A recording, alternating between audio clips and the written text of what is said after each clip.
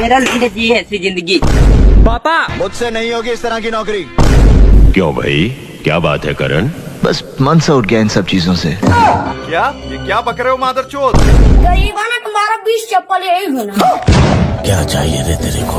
अरे जिंदगी में मजा चाहिए। अच्छा अब देख तू। मियाँ खलीफा सन्नी लियोन प्रगट हो।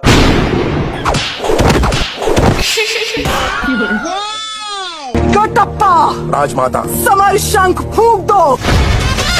ऊपर से बदन से नीचे बहुत मजा आ रहा है यहाँ पे। बाप रे कि ना बुझाता कि ना। हट जो वहाँ से हट। पापा